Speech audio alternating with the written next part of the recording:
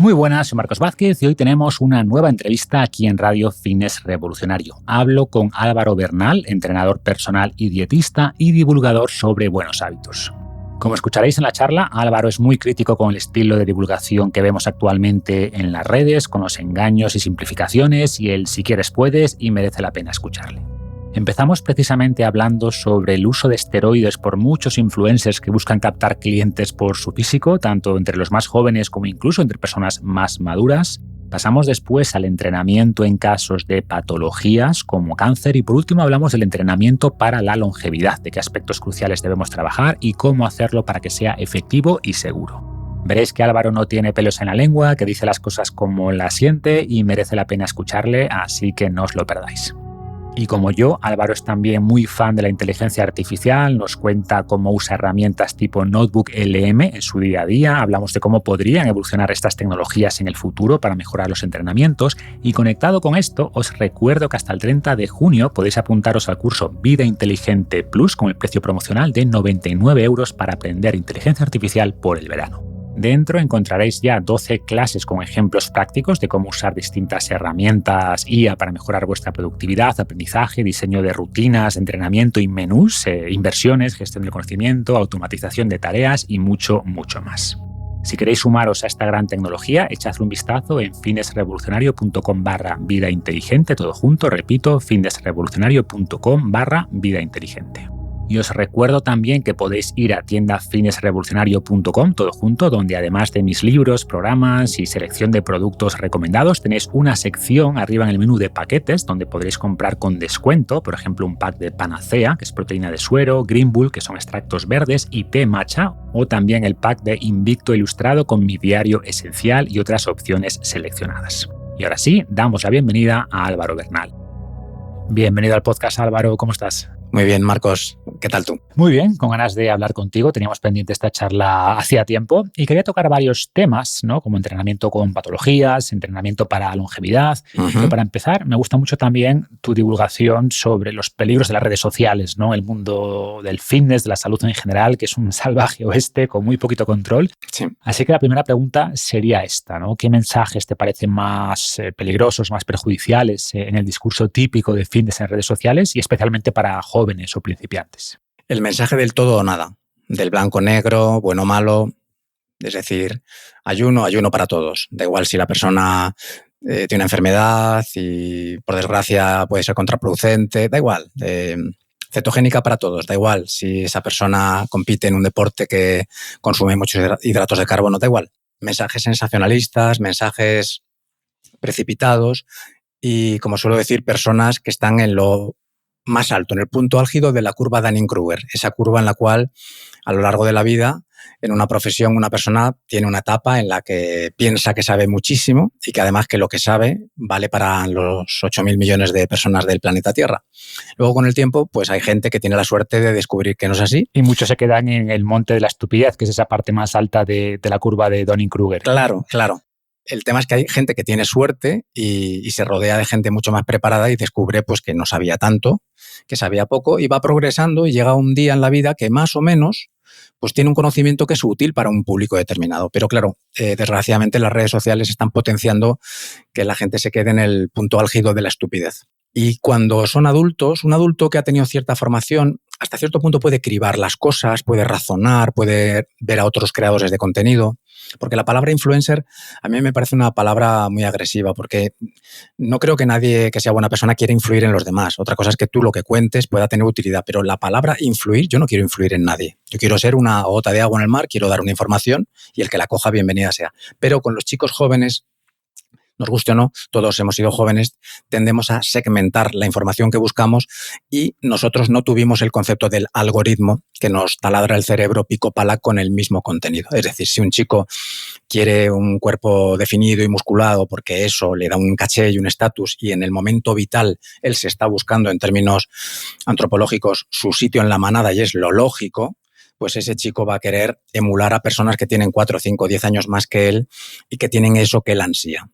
Si esa persona que admira hace trampas o a lo mejor es especialmente dotada genéticamente y simplifica los mensajes al máximo y los convierte casi en una religión, ese chico no tiene herramientas para saber que solo está accediendo a una parte sesgada de la información. Yo no digo que sea mentira, simplemente la información es muy sesgada y a esa edad eso va calando. Y no tiene por qué tener unos padres que estén pendientes de todo lo que ve y de todo lo que le inquieta. De hecho, hay muchas personas que por su comportamiento tienen actitudes muy visibles, pero otros no. Es muy fácil que un chico que sea introvertido, una persona pues que no comunique mucho, antes o después haga cosas que le perjudican y que sus padres, por mucho cariño y mucha atención que le den, no lo sepan. Eso es una realidad de fondo. Entonces, los chicos jóvenes se encuentran ante un problema que yo no tuve, y es que no hay filtros, que no hay unos adultos diciendo, oye, esto no necesariamente es así. Y es un problema que va a tener consecuencias de salud pública en los próximos años. El consumo de los anabolizantes de forma indiscriminada es el principal, ¿no? Como de otras drogas, por supuesto. Dices que los adultos muchas veces no son conscientes de eso, pero aunque lo sean, es muy difícil convencer a un chaval, no a un adolescente, porque se va a fiar más seguramente del mazao que siguen en Instagram que de lo que pueda decirle su familia, ¿no? Y si esos influencers, entre comillas, le aseguran que no hay peligro y él nota que de repente gana 5 kilos de músculo, bueno, pues es fácil dejarse arrastrar y las consecuencias, como dices, pueden ser serias, ¿no? Sí. Mencionas también en alguna publicación tuya que muchos llegan al gimnasio como muy condicionados por lo que ven en YouTube, ¿no? ¿A qué te refieres exactamente y cómo trabajas después con las personas para bajar o aterrizar a la realidad? Sí, mi público habitual es entre 40 y 70 años. Cuando entreno a una persona más joven es porque siempre es el hijo o familiar directo de algún cliente mío y que además ese chico o chica pues ya tiene pues una inteligencia trabajada. Hay chavales jóvenes brillantísimos, de verdad, que lo que pasa es que no salen en las noticias. No sale en la noticia el chaval de 20 años que está estudiando medicina y que ayuda a sus padres y que lo poco que gana en un trabajo de fin de semana lo dedica pues a ayudar a sus abuelos. Ese chico no sale, pero de esos hay muchísimos. Entonces hay chicos que me dicen, Álvaro, yo ya he probado cosas, yo ya me doy cuenta que eso que cuentan los influencers a los que admiraba con 14 pues no es verdad y tu discurso me resuena, pero en general mi discurso va a personas más mayores. Eso... Sí, pero también hay muchas personas de 40, 50, 60 muy influenciadas por ciertos perfiles y que llegan muy perdidas, ¿no?, al gimnasio. Muchísimo, porque el chico joven lo que va buscando es ese cuerpo increíble, esa definición, ese músculo en muy poco tiempo, ¿no? Pero la persona de más de 40 años, es verdad que hay como dos cortes en la vida, creo que estadísticamente se ha puesto en 44 y en 61, 62 años, donde uno dice, oye, ¿qué me ha pasado?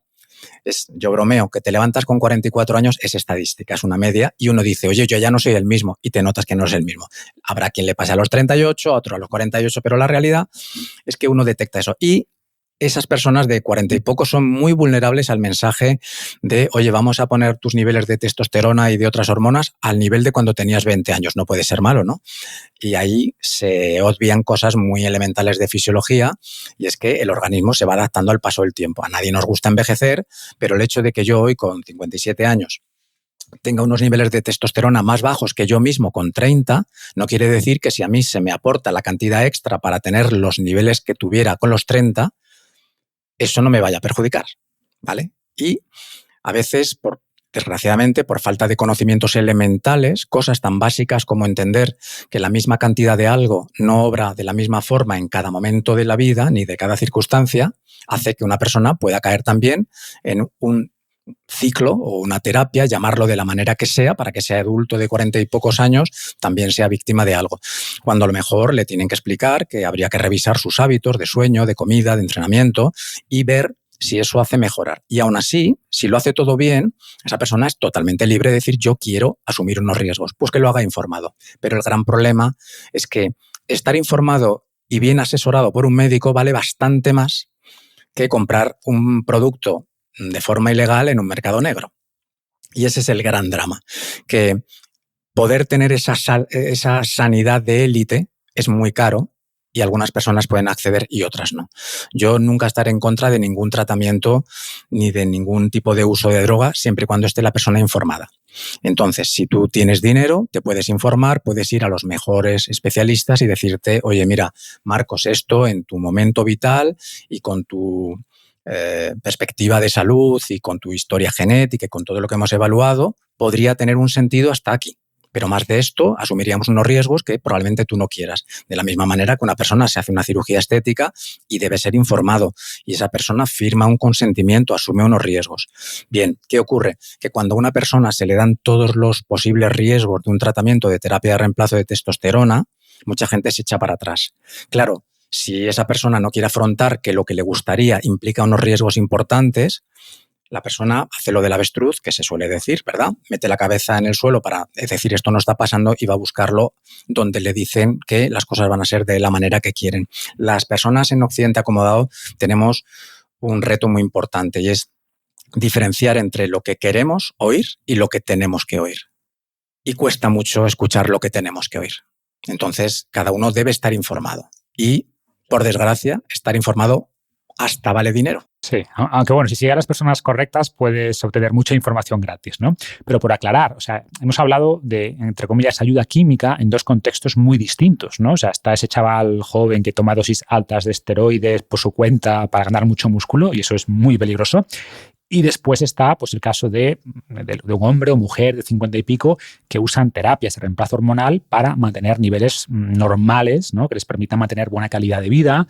Y son cosas muy distintas, ¿vale? Estas terapias hormonales, cuando están indicadas, cuando están supervisadas por un profesional médico, pues son seguras y pueden ser, de hecho, muy beneficiosas, ¿no? Que siempre hay riesgos, ¿eh? Cualquier intervención tiene riesgo, pero el ratio beneficio-riesgo es muy bueno cuando, como digo, están pautadas bien y están supervisadas, ¿no? Y son cosas muy distintas. Totalmente. Yo creo que la línea roja debería ser, hay un profesional de la salud competente, evaluando y asesorando, sí, y a partir de ahí que el adulto responsable decida. Pero si no aparece esa figura, que tiene que ser sí o sí un médico especialista, al margen de que pueda haber otros agentes que aparezcan allí, pueden ser psicólogos, puede haber fisioterapeutas, entrenadores, dietistas, nutricionistas. Al margen de todo eso, tiene que liderar cualquier tratamiento hormonal un médico especialista. Y si eso no se entiende, uno entra en un abismo de riesgos y en una oscuridad innecesaria, ¿no? 100%. Y también está el caso, no quiero que el tema de fármacos monopolice mucho la charla, pero hablábamos de cómo los jóvenes eran engañados, pero también muchos adultos son engañados por perfiles de influencers, entre comillas, en el mal sentido, en ese mal sentido que decías, pues de 50, 60 años que claramente usan esteroides, no terapia de reemplazo, no, esteroides a dosis altas y te venden su curso para que te pongas como ellos sin transparentar que usan química, ¿no? Por eso sí, la importancia de tu labor con tus clientes en terreno, que sé que te gusta estar con ellos, de explicarles qué es realista, qué no y cuál es el proceso. Exacto. Yo creo que lo coherente es estar informado. De verdad, cuando una persona sabe de un tema lo mínimo, es más fácil que no le engañen. De verdad.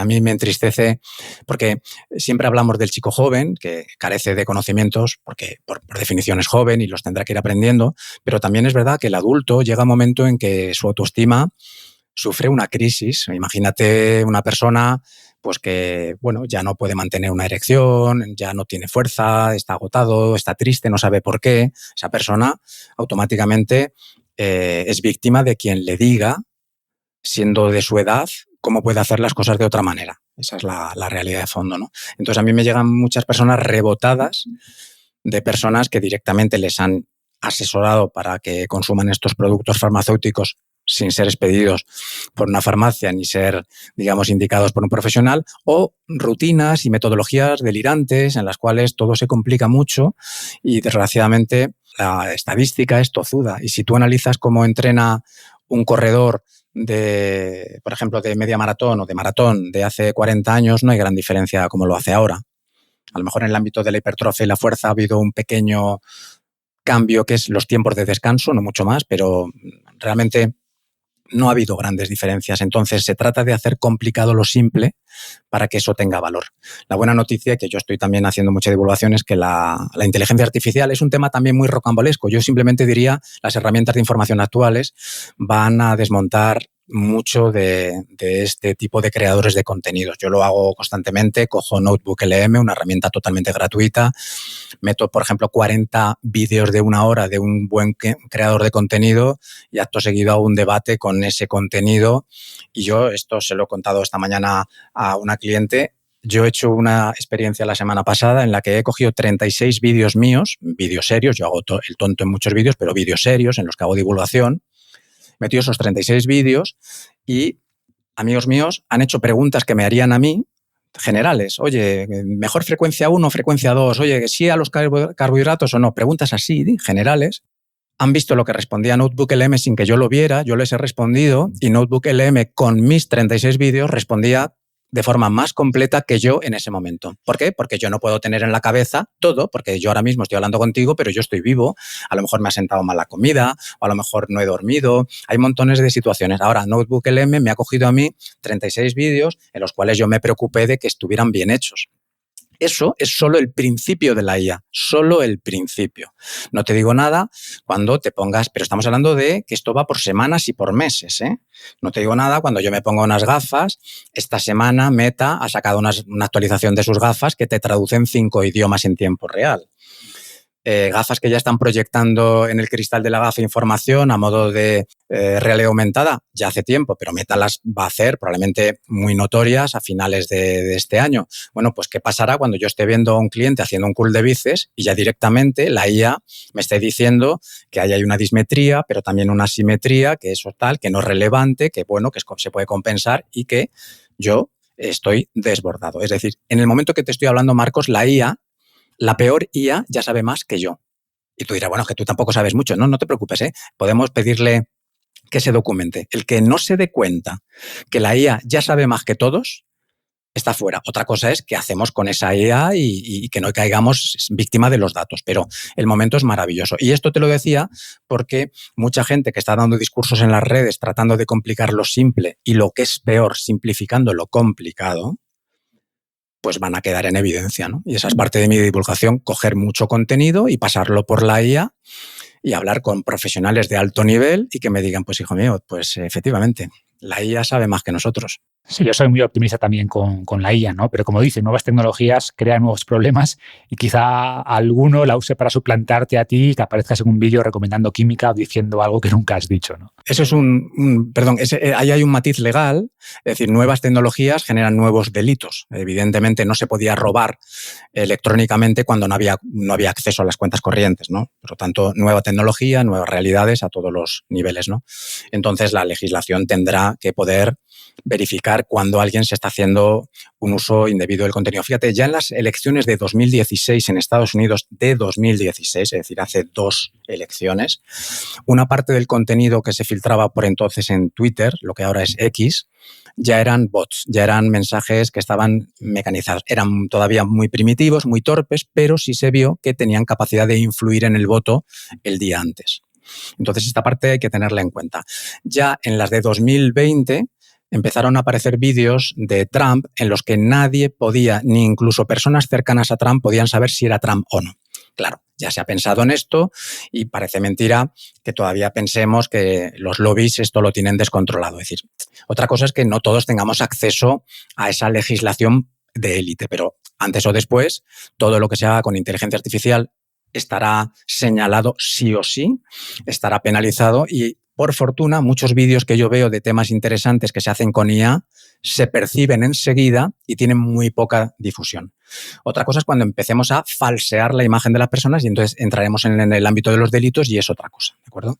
Pero yo soy muy positivo con la IA. Creo que va a hacer cosas maravillosas. Sí, yo también soy muy optimista, ¿eh? De hecho, tenemos un curso donde mostramos cómo usar bien estas tecnologías. Yo mismo usé Notebook LM para preparar la entrevista, ¿no? Le paso vídeos tuyos, le pregunto por ideas, sintetizar algunas cosas. O sea, es muy útil también para hacer de filtro de la información que escuchamos por ahí, como comentas. Y obviamente la IA tiene sus sesgos, sus imprecisiones, pero es muy útil para saber si ciertos argumentos están alineados con la evidencia científica, son argumentos sin ninguna base, y para quien no sabe nada de esto, pues le puede ayudar un poco a hacer ese filtro, ¿no? Exacto. Cambiando un poco de tercio, si bien trabajas con perfiles distintos, como decías antes, muchos de tus clientes tienen algún tipo de patología. Sí, así y quería preguntarte si esto fue ocurriendo de manera orgánica, digamos, o tenías un interés especial en estos casos o algún caso concreto que te llevó a especializarte en patologías.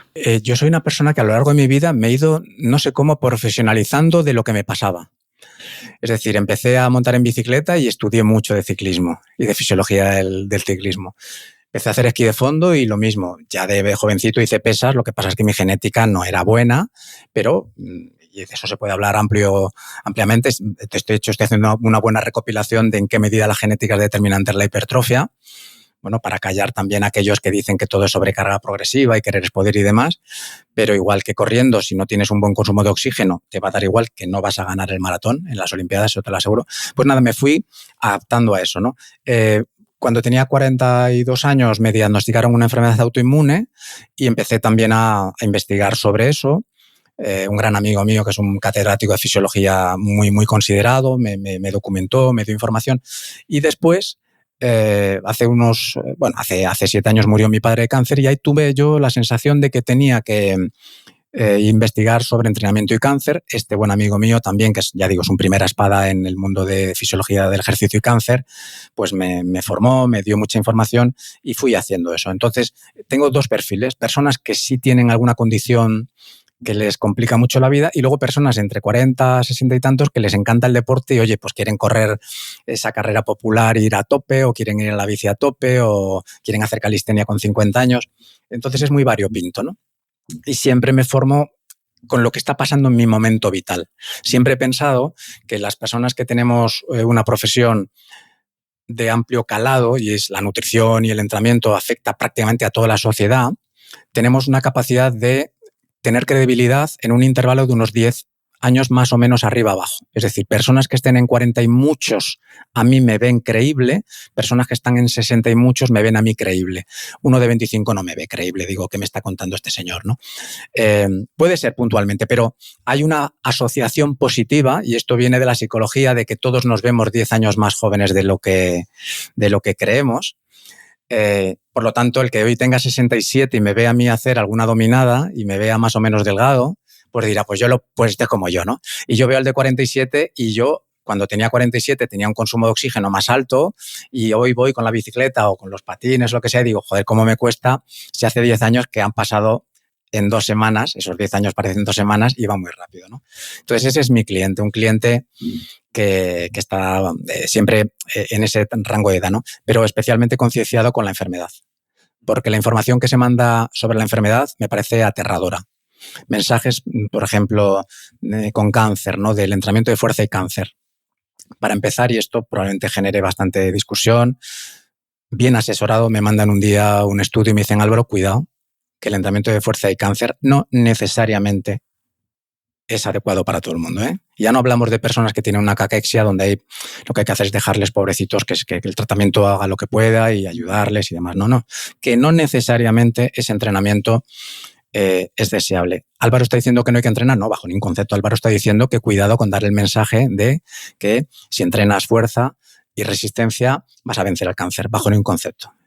Este profesor mío me dijo de las mayores inmoralidades que estoy viendo, porque estamos hablando de gente que ni se expone a las redes, gente que está directamente trabajando con miles de enfermos en estudios, gente verdaderamente competente, los que desde fuera no los valoramos, ¿no?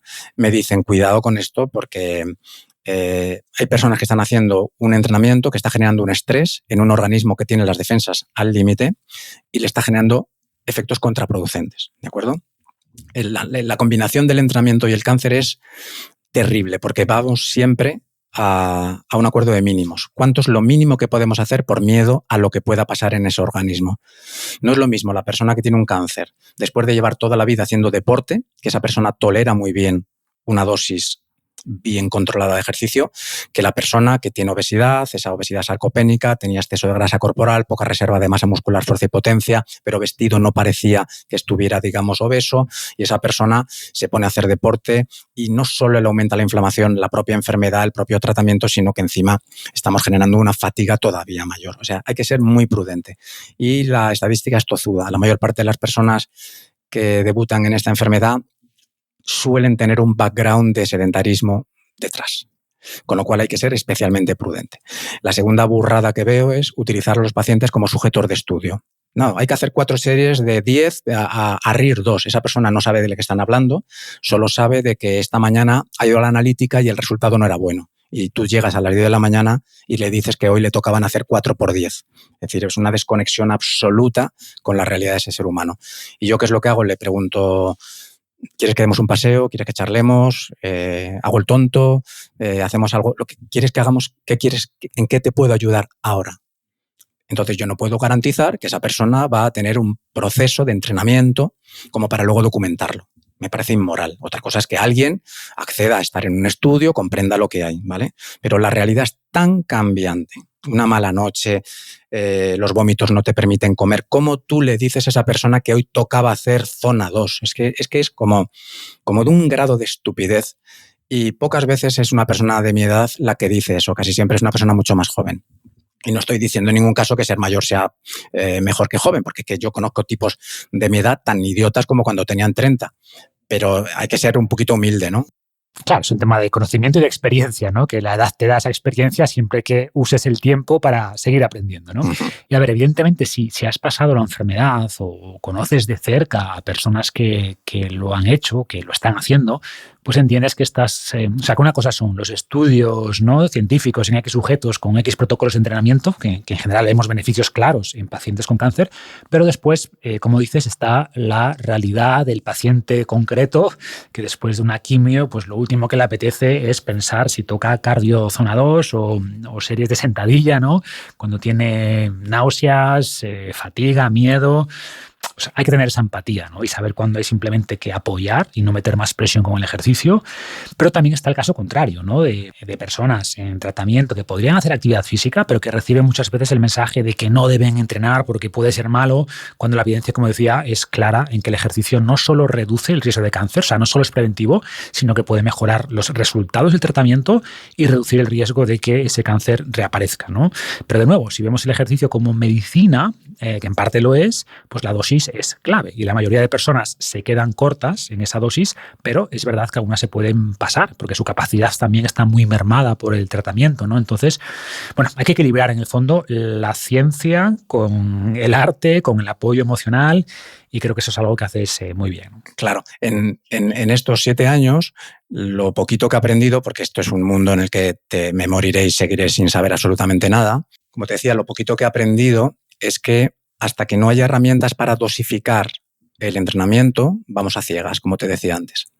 Entonces, sí que la estadística en ese aspecto es tozuda y las personas que tienen unos buenos hábitos tienen menor incidencia de cáncer y una mayor tasa de superación y de supervivencia cuando se produce ese evento, pero las personas que no eran activas ya no queda nada claro porque no tenemos una fuente documental seria y a lo largo del tiempo de qué pasa si esta persona hace 5 años ejercicio. Al final lo que hay es muchos casos individuales, muchas experiencias personales que se pueden ir documentando, pero todavía no hay un cuerpo de información lo suficientemente denso como para poder pautar una guía de entrenamiento. Sí que sabemos, yo tengo testimonios que de verdad se te abre el corazón de personas que me dicen: Álvaro, estoy más fuerte y más animado con el cáncer entrenando que antes del cáncer sin entrenar.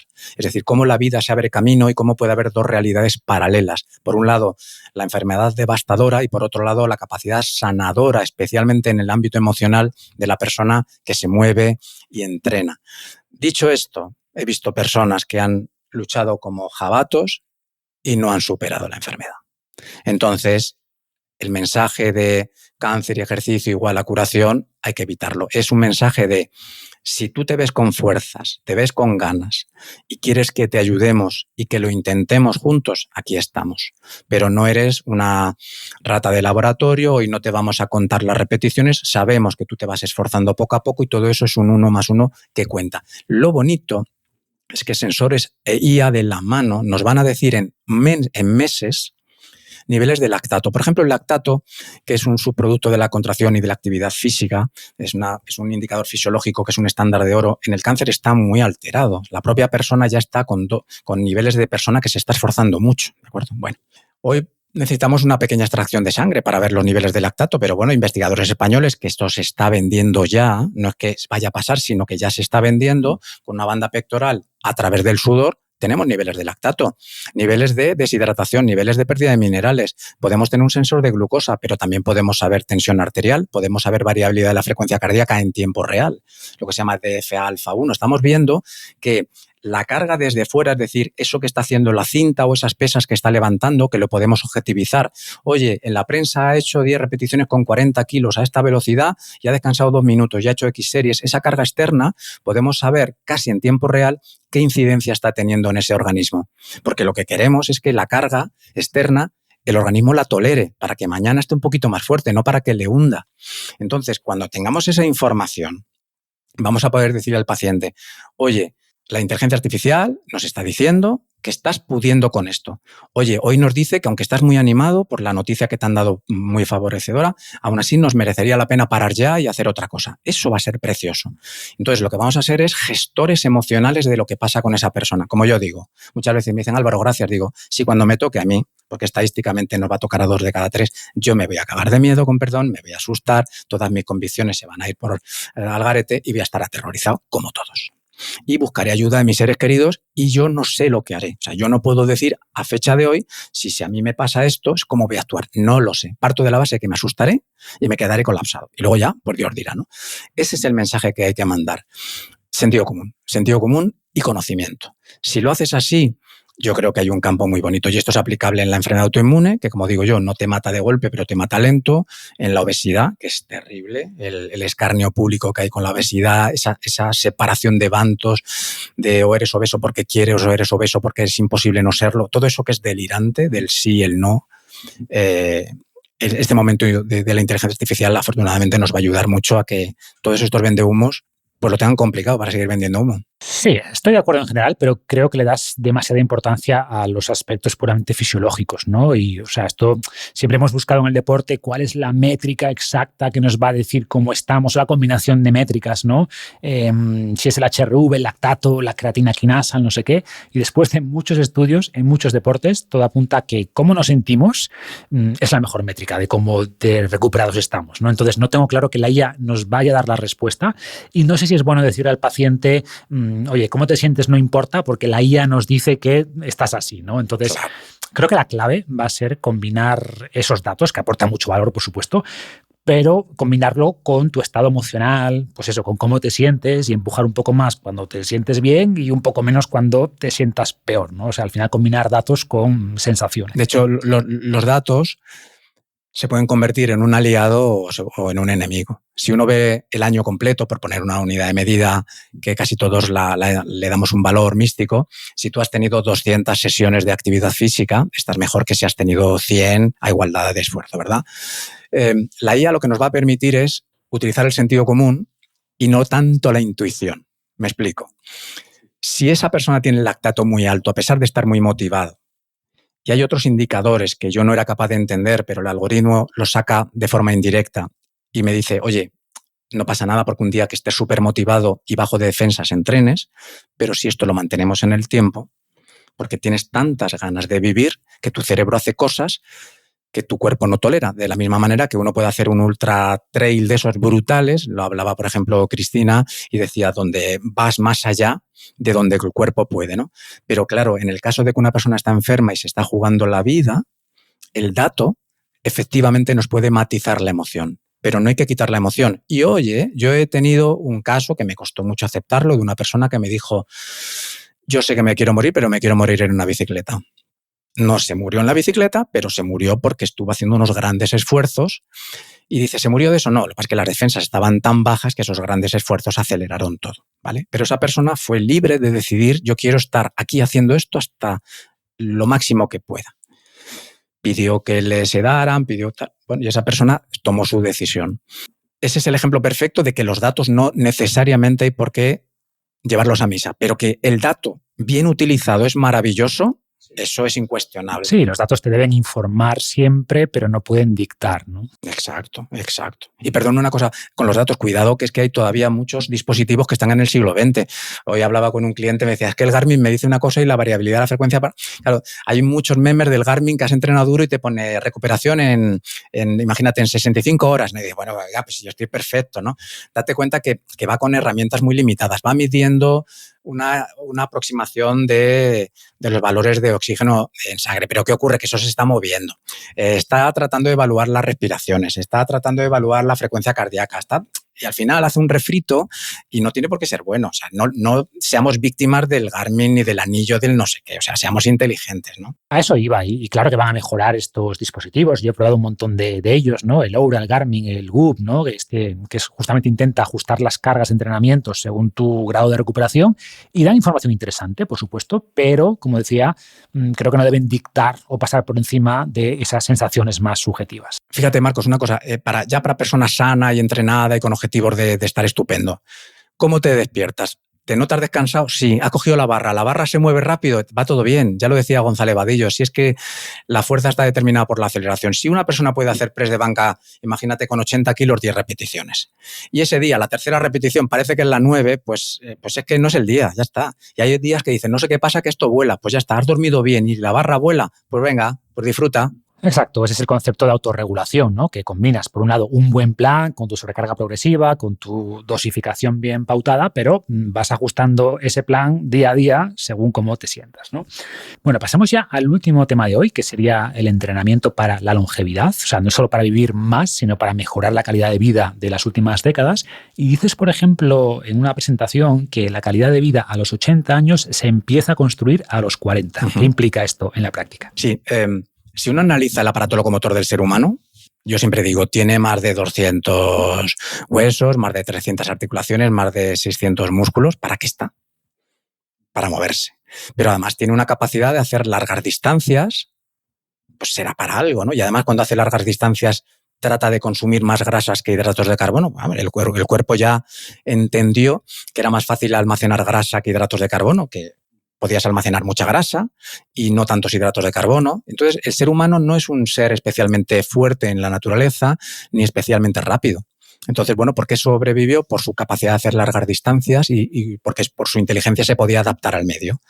Podía trepar para guarecerse dentro de lo que cabe. El ser humano pocas veces ha sobrevivido por lanzar cosas. Es decir, el patrón de empuje no es tan relevante. Como tampoco es tan relevante la fuerza del cuádriceps y del glúteo, porque realmente lo que hacía era caminar mucho, ¿no? ¿Por qué cuento todo esto? Pues porque si una persona vive acorde a lo que su fisiología le permite y su aparato locomotor le permite, pues ya está haciendo lo necesario. Es decir, una persona, y pongo los 40, porque a los 40 uno se nota distinto que a los 30. Ya nota que ese fiestón ya le hace polvo, ya nota que esa comida ya le repite, ya nota pues, que esa noche loca pues ya no es tan loca, ya nota cosas, ¿no? Como digo, pueden ser los 35 o los 45, da igual. Bueno, pues si uno empieza a hacer lo que la naturaleza quiere que hagas con tu cuerpo, y no hay enfermedades excepcionales, pues tú llegarás a los 80 años pudiendo bajar al suelo para jugar con tu nieto, con tu perro, o para hacer el tonto porque te apetezca, y podrás hacer una mudanza con tus hijos o tus nietos, podrás darte una caminata muy larga por el campo, podrás subir a ver un monumento que había que subir una cuesta y lo harás por ti mismo. Ya está, es tan sencillo como eso, ¿no? Entonces, la dirección es ser funcional.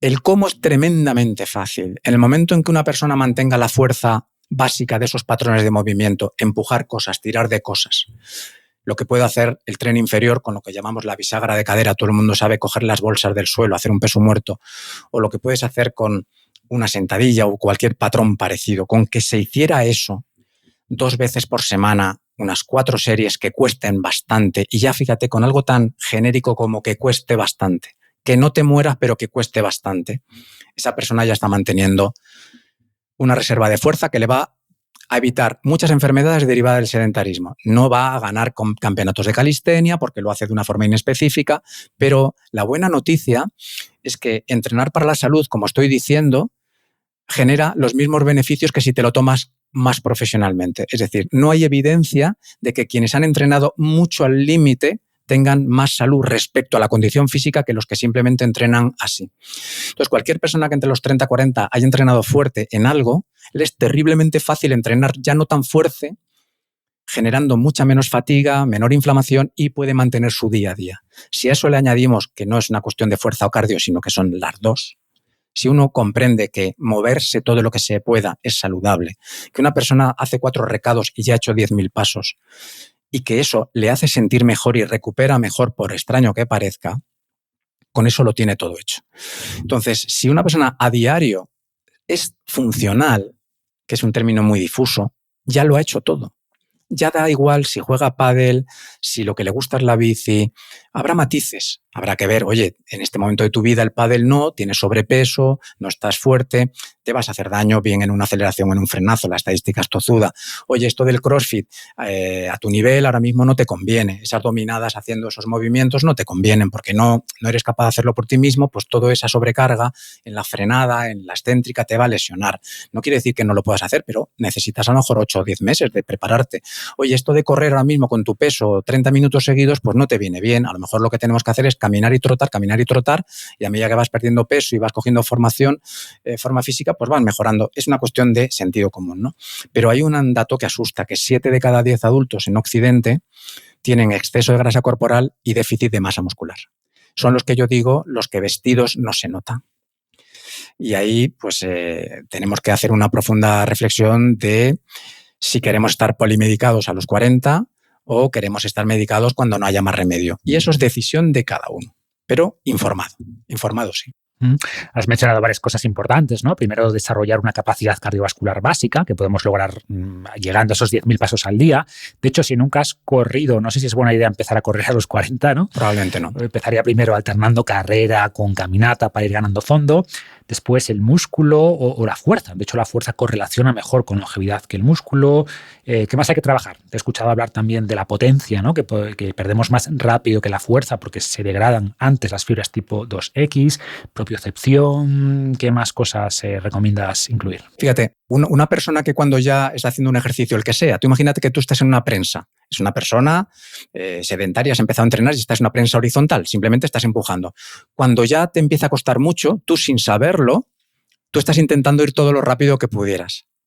Si en ese instante hubiera un mecanismo que no fuera lesivo, que pudiera quitar el 50% de la carga, tú saldrías para atrás. Es decir, ya estás generando potencia. ¿Qué es potencia? Mandar un estímulo a la musculatura para decir, oye, contráete todo lo rápido que puedas. Cuando te caes, poder poner las manos en el suelo y además hacer la fuerza. Ojo, una persona cayéndose en un tropezo tranquilamente está soportando en el miembro 3 veces su peso.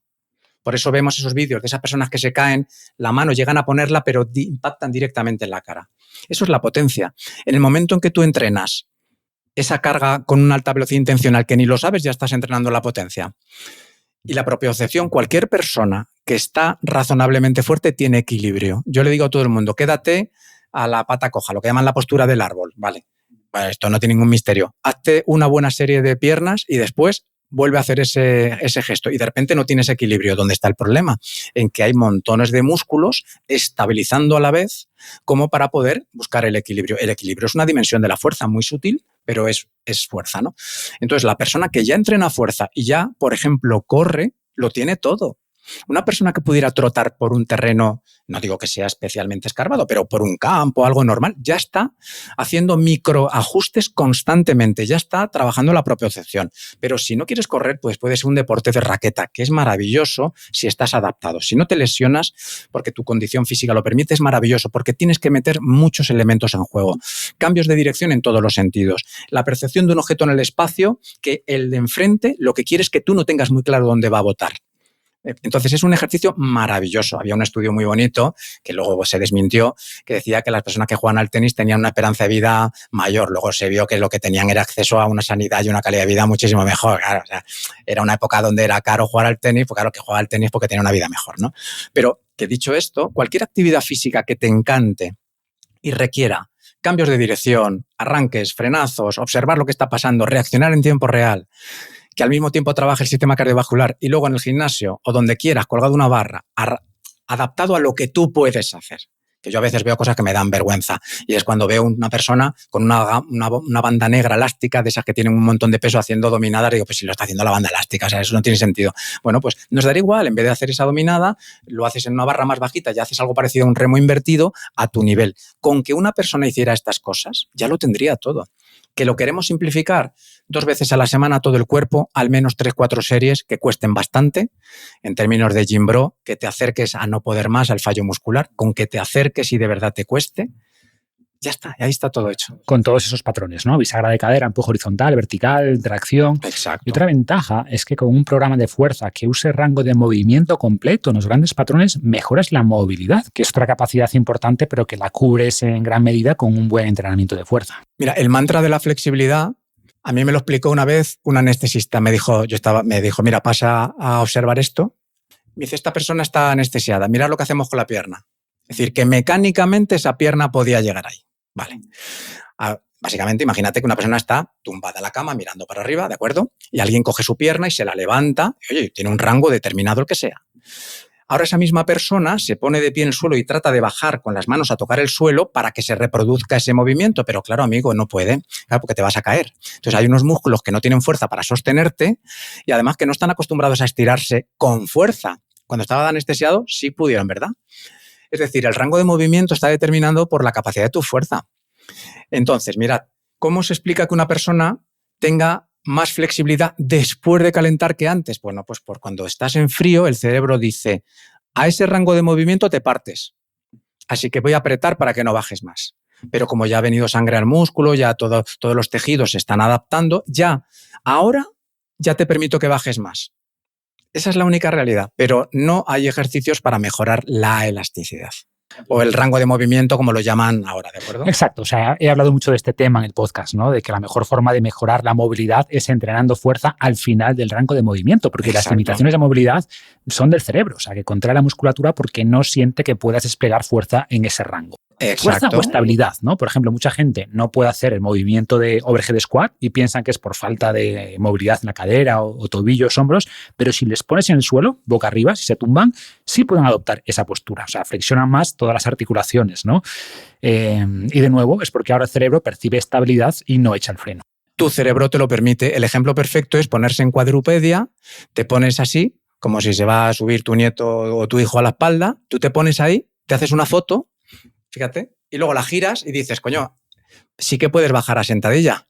Ahora con la barra no. Claro, es que el cerebro ha dicho, oye, con ese peso nos vamos para atrás o nos vamos para adelante, no tenemos fuerza. La misma persona más fuerte hace mejor una sentadilla. Dicho esto, claro que hay personas que tienen una biomecánica más favorable. Es que es evidente, no cabe duda que una persona muy alta pues, y con miembros muy largos pues va a tener más dificultades que uno más corto. La explicación de por qué los niños, cuando tú ves a un niño sentado, digamos, en cuclillas, que es precioso verlo, claro, tú analizas ese niño y ese muñequito comparado con ese mismo niño 20 años después, pues los segmentos corporales se han modificado, ¿no?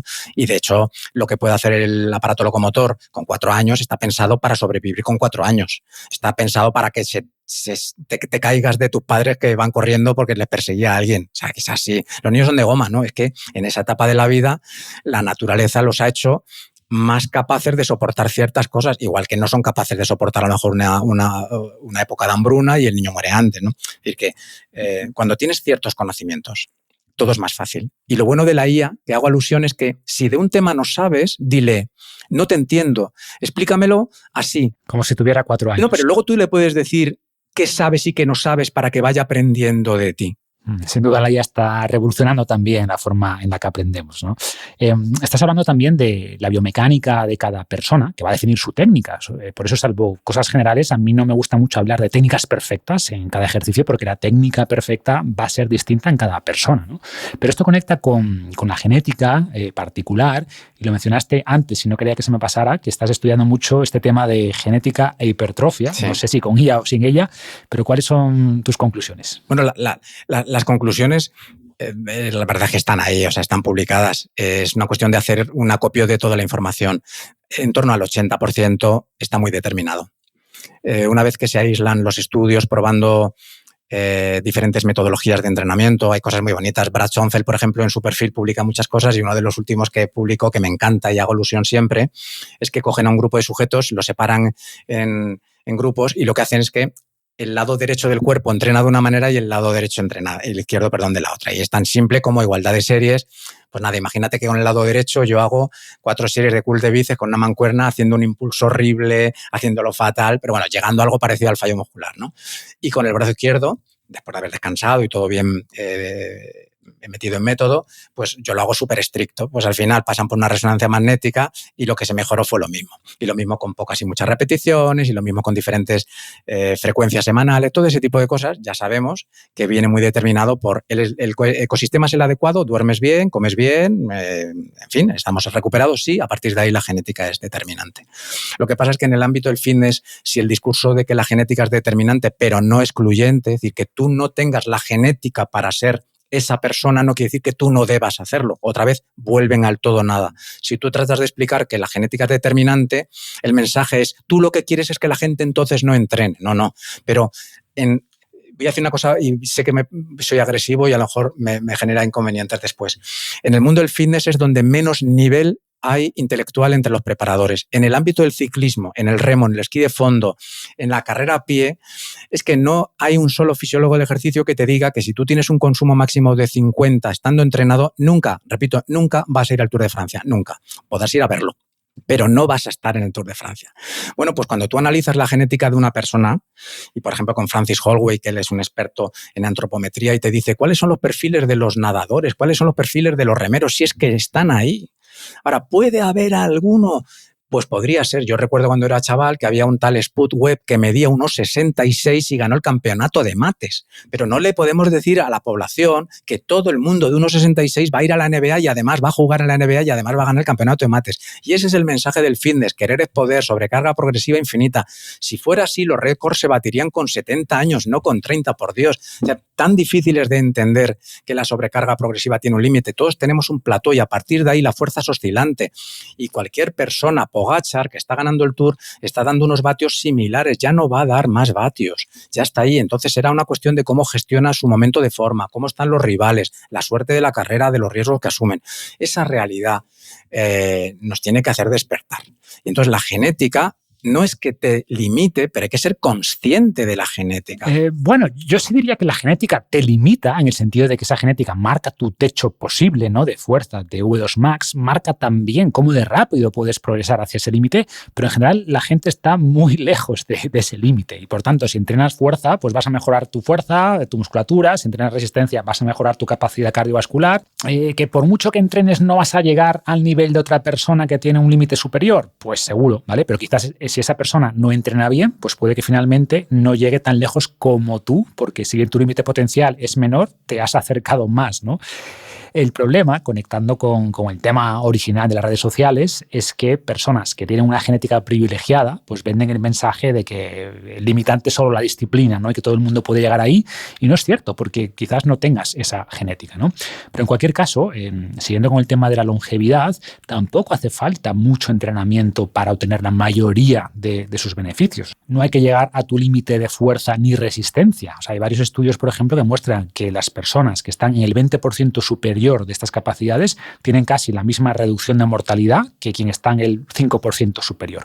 Y estar en el percentil 20 superior no es tan difícil en una sociedad sedentaria, ¿no? De hecho, Marcos, creo que hay que revisar las tablas de referencia de percentiles porque si analizas, por ejemplo, los percentiles de fuerza de antebrazo, yo estuve en un proyecto en un servicio de reumatología y le medía a 33 personas los valores que yo podía medir entonces. Yo podía medir el perímetro de cintura, el perímetro abdominal sagital, podía medir la fuerza de antebrazo y podía hacer un test muy simple de sentadillas desde 40 centímetros de altura, ¿de acuerdo?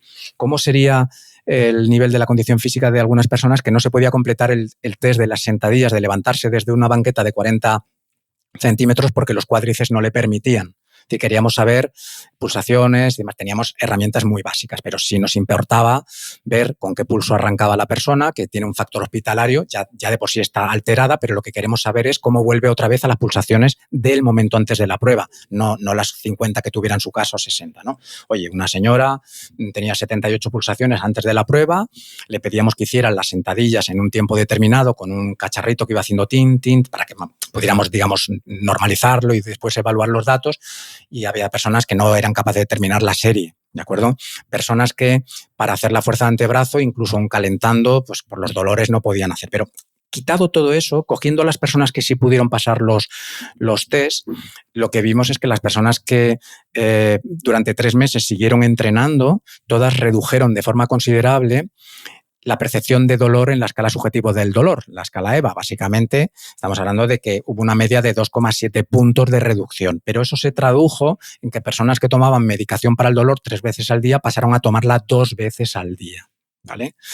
En fin, yo pienso que ese mensaje hay que mandarlo. Y la rutina que hacían de entrenamiento, que yo se la guiaba y luego se suponía que la hacían en casa, no podíamos confirmar que lo hicieran en casa, pero por eso no se publica nada, pero sí nos sirve como experiencia personal. Tú cuando veías a la persona volver al hospital, tú veías que sí tenía un cierto dominio de lo que estaba haciendo. O sea, tú podías intuir que parte de lo que habías pautado se estaba haciendo. Pues yo he tenido acceso a 5 años después a algunas de esas personas. Y algunas ya no están en el servicio de reumatología porque muchos de los dolores eran dolores derivados de mueve el cuerpo, otros no, por desgracia. Pero aún así, los que han seguido haciendo también consideran que la enfermedad está estabilizada o que la evolución es menor de lo que se esperaba. Es decir, el mensaje que hay que dar es que claro que la actividad física bien hecha y sin volverse loco y sin matarse es muy útil, pero que también hay que ser consciente de lo que da de sí la genética y hasta dónde se le puede pedir algo a alguien. Yo me acuerdo que trabajaba con un médico que era un adelantado a su tiempo y él me escuchaba lo que yo decía y me decía, si ves que yo entro y hago así, toc, toc, toc, y te digo cuando pueda, venga, es que esa persona no quiere entrenar. Me decía, no te desgastes que no quiere entrenar. Y uno es libre. ¿Yo a qué aspiro? A que el sistema sanitario diga plan A. Vamos a intentar ver si usted puede adelgazar un poquito de grasa, cogerse más fuerte, vamos a ver si le podemos bajar la medicación para la hipertensión, para la diabetes. No quiere, no pasa nada. Se le respeta plan B. Tenemos que utilizar la medicación, pero permítanos utilizar el plan A. Oye, me decía, con que alguno quiera el plan A, todos contentos. O sea, no tenemos que transmitir nuestra visión de vida, porque yo soy el que soy, por los padres que tuve, la herencia que tuve. Mis primeros recuerdos son jugando a algo. Es decir, yo no soy la persona que hoy en día es un niño que el pobrecito tiene sobrepeso, come mal, el nivel cultural es muy bajo en casa. Yo tuve otra vida. Yo tuve una vida orientada a ser el adulto que soy ahora, que es que me apetece, pues ahora cuando termine de trabajar, aunque he ido a montar en bici, pues yo sé que mañana tengo muchas horas de coche, pues yo me quiero dar un paseo. Y yo sé que probablemente cuando venga mañana por la noche y sean las 11, me daré un paseo y pensaré en lo que he hecho durante el día. ¿Por qué? Porque me hicieron así. Negar el ecosistema. Sin duda, o sea, los genes, el entorno, el contexto, todo influye, ¿no? Pero debemos dar esa información, la información correcta, y que cada uno después haga lo que pueda en cada momento, ¿no? Por ejemplo, conectando con lo que decías ahora, sabemos que el movimiento es la mejor intervención para el dolor crónico. No es lo único, por supuesto, pero es lo más efectivo y poca gente lo sabe, ¿no? Y hay que recetarlo entre comillas, que después mucha gente no lo va a hacer. Bueno, igual que mucha gente no se va a tomar la pastilla, ¿no? Pero tú al menos has recetado lo que está validado por la ciencia. Pero fíjate, déjame que te diga una cosa. En esto, el papel de los entrenadores va a cambiar radicalmente y vamos a ser compañeros de viaje. Es decir, conocimiento, la IA ya nos ha ganado. Ahora se trata de coge lo que te da la IA, coge la información de los sensores, coge la información del vídeo, coge toda la información analítica y con eso trata de que la persona quiera hacerlo. Es que ese es el reto. Porque ¿cuántos mensajes hay como estos? Muchísimos. ¿Cuántas personas lo hacen? Pocas. Yo lo que vi cuando personas en este proyecto abandonaban eran personas que tenían un entorno que era muy hostil. Eso lo dice Walter Suárez, que me encanta, lo del ambiente obesogénico. Es que no, yo te puedo decir en una consulta, oye, mira, cómo funciona esto, mira, estos pacientes que han mejorado, ya no toman medicación, su vida es mejor. Yo te lo cuento, pero ahora llegas tú a tu casa, vives una realidad angustiosa, tu entorno familiar y afectivo ridiculiza el deporte, porque desgraciadamente es así. Tú vas luchando con una situación que es muy distinta, ¿no? Por eso yo le digo a todos los influencers estoicos que algún día se inventará la máquina de soñar. Yo cuando tenía 8 años recuerdo perfectamente que era muy sensible a las injusticias en la vida. Yo veía que alguien hacía algo malo y yo lloraba, ¿no? Y eso me sigue pasando actualmente, ¿no? Y yo entonces un día dije, voy a inventar la máquina de soñar. Y es que cuando alguien sea malo, yo le voy a obligar a soñar las consecuencias de su maldad, porque yo no quería que esa persona sufriera, pero sí que lo viviera. Entonces, soñándolo, no había daño, pero cerebralmente había conocimiento, ¿no? Y yo a todos estos estoicos y divulgadores tal les diría, vamos a soñar que tienes un cáncer, vamos a soñar que te has separado y lo llevas muy mal, vamos a soñar que te han despedido y tu autoestima se ha ido por el garete, vamos a soñar pues que tienes una campaña de desprestigio, vamos a soñar que tus sueños se rompen y luego vamos a evaluar tu capacidad de ser estoico, ¿no? Y así lo decía Walter Suárez, el ambiente obesogénico te hace obeso y solo las excepciones salen airosas del ambiente obesogénico. Por lo tanto, hay que ser agradecido con la vida que tengamos y si damos consejos hay que acompañarlos con herramientas. Claro, si yo no le puedo decir a esa persona, ven mañana, y además no tiene dinero y no le puedo dar un servicio gratuito para acompañarle en esto, ¿de qué sirve que se lo diga? ¿Alguno despertará? Pues alguno, pero la realidad es tozuda. Y nosotros no solo veíamos, digamos, el currículum sanitario, por decirlo de alguna manera, sino que veíamos también el currículum completo. Y veías de dónde venía la persona, su estrato socioeconómico y demás. Y es que es lapidario. No es lo mismo tener la casa limpia, tener la nevera llena y no preocuparte por las facturas, que entonces sí apetece dar un paseo después de cenar, que saber que a lo mejor la semana que viene te despiden. Y hasta que no entendamos que, frase de mi padre, si yo tuviera tu vida, sería tú. Y si tú tuvieras mi vida, serías yo. Hasta que no lo entendamos, deberíamos ser prudentes en lo que divulgamos. Ahora, de forma genérica, cuidarse, ¿correlaciona con esperanza de vida? Sí. No todo el mundo puede hacerlo. También es verdad. ¿Que hay que impulsarlo? Por supuesto. 100%, es así, es un mensaje necesario, ¿no? Aunque creo que confundes estoicismo con Mr. Wonderful o pensamiento positivo. Sí, es broma, es broma. Sé lo que quieres decir, pero bueno, por aclarar, o sea, el estoicismo no va de eso. Es broma. Y creo que necesitamos más estoicismo y menos pensamiento mágico. Pero bueno, y sobre todo menos culpabilizar a la gente por unas condiciones que obviamente no han elegido y que hacen mucho más difícil cuidarse y vivir en general, ¿no? Y hay que hablar de eso. Y de hecho, mi última pregunta, hablando de este contexto, ¿no? Si fueras ministro de Sanidad, ¿qué políticas propondrías para mejorar este entorno y potenciar no solo la actividad física, sino la salud en general? Cuando eres mayor ya has pasado por la desilusión política, ¿no? Ya sabes que esto no va de unos u otros, va de lobbies, va de élites y va de que unos pues quieren ser ricos y no todos pueden ser ricos. Yo lo que haría es tener una reunión con muchos lobbies para decir cómo podéis seguir ganando lo mismo, pero facilitando la salud. Es decir, en vez de, vamos a ver si somos capaces de que ganéis el mismo dinero vendiendo actividad física o alimentación saludable. El momento en que yo quiera algo en el que vais a ganar menos dinero, vosotros me vais a decir que sí a todo, pero me vais a boicotear. Y si empiezo a incomodar mucho, pues ya me buscaréis algún pasado que no he hecho para desprestigiarme. Entonces yo lo que tendría que hacer es, oye, me tengo que llevar bien con vosotros. Voy a decir una frase que es grosera y es, si quieres dejar un mundo mejor, te tienes que llevar bien con los que lo están jodiendo. Entonces, yo cogería a todas esas empresas que tienen nombre y apellido y les diría, oye, ¿cómo hacemos para que ganéis lo mismo? Pero si es que lo cachondo es que vais a tener que invertir menos en medicación, que es muy caro, y vais a tener que invertir más en suplementación y actividad física. Así que lo bueno es que ya está todo inventado.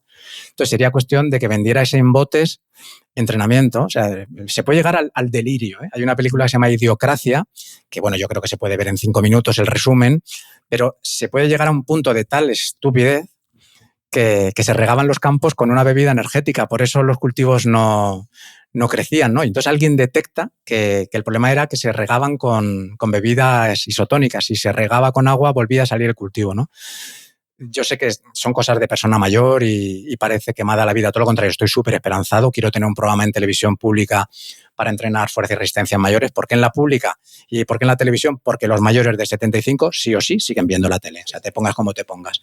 Entonces, aceptaré mirar para otro lado, aceptaré que no todo es perfecto, pero sí hay que intentar de alguna manera que no se cronifique la enfermedad, porque si no, esa sensación terrible de ir a un centro de mayores y ver como si fuera un anfiteatro a 100 personas mirando la televisión todas en sillas asistidas, sin tener una discapacidad como tal, sino que simplemente la musculatura ya no les permite y por eso le ponen en una silla, porque si se caen entonces va a haber un problema mayor, que no pase. O sea, cuando uno entra y ve eso, te tiene que temblar todo. Y si te quieres pelear con el fuerte, con perdón, estás jodido. Tienes que llevarte bien con la persona que no hace las cosas como tú. Es una época de consenso. Decía Roger Federer, yo estoy jugando un punto y es el punto más importante de mi vida. Una vez que lo he perdido o lo he ganado, empieza el siguiente. Yo no me quiero pelear con nadie, a pesar de que me guste o no, con la divulgación que hago, tengo peleas. Lo que yo quiero es decirle a los lobbies, oye, ¿cómo hacemos para que esta gente esté así a los 90 y no a los 80 o a los 75? ¿Cómo hacemos para que esta gente quiera salir de la casa y caminar y hacer un poquito de gimnasia en el parque? ¿Cómo hacemos? Y que vosotros no perdáis vuestro negocio. Sí, sí. Hay que alinear objetivos, ¿no? Y creo que va por ahí. O sea, hay que castigar malas conductas, por supuesto, pero los directivos de estas grandes multinacionales, no quiero dar nombres, pero farmacéuticas, grandes empresas de alimentación, no son personas malvadas que quieran fastidiar la salud de la gente. Claro, o sea, que no. Quieren ganar dinero. Tienen también presión desde arriba, desde los inversores. Eso, quieren ganar dinero, y si una empresa de alimentación pudiera ganar más dinero vendiendo brócoli que ultraprocesados, pues vendería brócoli. No tendría ningún problema, ¿no?